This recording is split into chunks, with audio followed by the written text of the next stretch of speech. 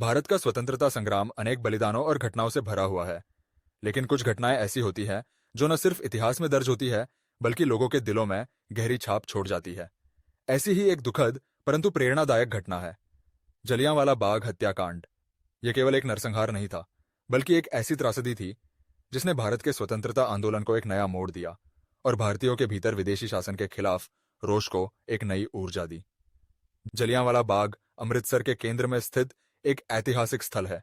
यह स्थान अब एक स्मारक बन चुका है, लेकिन 13 अप्रैल 1919 को यही बाग निर्दोष नागरिकों के खून से लाल हो गया था। उस दिन बैसाखी का पर्व था, जो पंजाब का एक महत्वपूर्ण त्योहार होता है। लोग बड़ी संख्या में मेलों में भाग लेने और सामाजिक आयोजनों में शामिल होने के लिए घरों से निकले थे।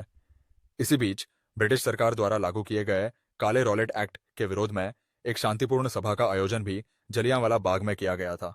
रॉलेट एक्ट, जिसे काला कानून कहा गया, ने ब्रिटिश सरकार को यह अधिकार दे दिया था कि वह किसी भी भारतीय को बिना मुकदमे के जेल में डाल सकती है। यह कानून भारतीयों के मूलभूत अधिकारों के खिलाफ था। इसके खिलाफ देश भर में विरोध प्रदर्शन हो रहे थे और पंजाब भी इससे अछूता नहीं था। अमृतसर में डॉट सैफुद्दीन किचलू और डॉ सत्यपाल जैसे नेताओं की गिरफ्तारी के बाद लोगों में गुस्सा बढ़ गया था और उसी रोष को लेकर हजारों की संख्या में लोग जलियांवाला बाग में इकट्ठा हुए। जलियांवाला बाग चारों ओर से ऊंची दीवारों से घिरा हुआ है और उसमें केवल एक ही मुख्य प्रवेश द्वार है। जब जनरल रेजिनाल्ड एडवर्ड हैरीडायर को इस सभा की जानकारी मिली, तो वह अपने सैनिकों के साथ बाग की ओर रवाना हो गया। उसके पास लगभग 50 सिख और गुरखा सैनिक थे, जिनके पास राइफलें और गोलियां थीं।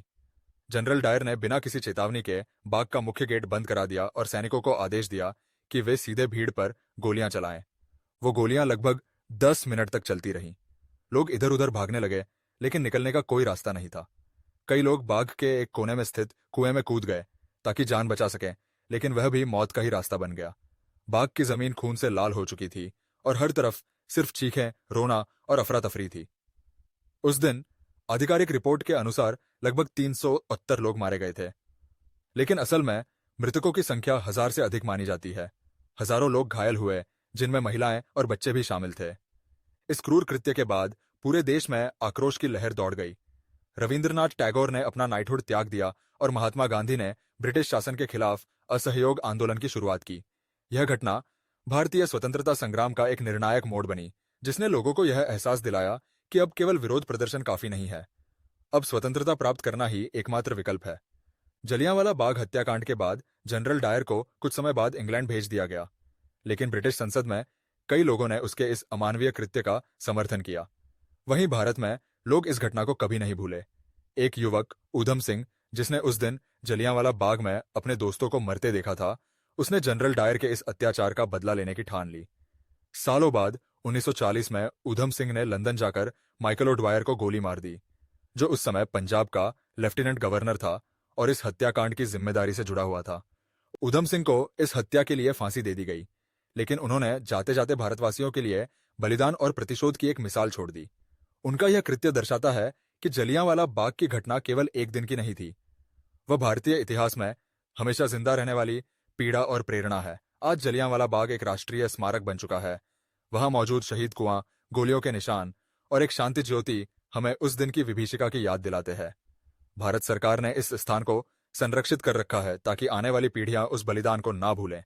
हर साल हजारों लोग इस स्मारक पर श्रद्धांजलि देने आते हैं और उस त्रासदी को याद करते हैं जिसने भारत के इतिहास की दिशा बदल दी। इस हत्याकांड ने यह स्पष्ट कर दिया कि ब्रिटिश सरकार को भारतीयों के जीवन का कोई मोल नहीं था, लेकिन यही घटना भारतीयों की एकता, जागरूकता और स्वतंत्रता की भूख को और प्रबल कर गई। जलियांवाला बाग की धरती न सिर्फ एक शोक की भूमि है, बल्कि यह संघर्ष, बलिदान और आत्मगौरव की भी प्रतीक बन चुकी है। आज जब हम स्वतंत्र भारत में सांस ले रहे हैं, तो हमें उन शहीदों को याद करना चाहिए जिन्होंने अपने प्राणों की आहुति दी ताकि हम स्वतंत्रता का स्वाद चख सकें। जलियांवाला बाग की यह कहानी हमें यह सिखाती है कि आजादी यूं ही नहीं मिली। इसके पीछे एक लंबा संघर्ष, असीम बलिदान और निडरता की कहानियां छिपी है।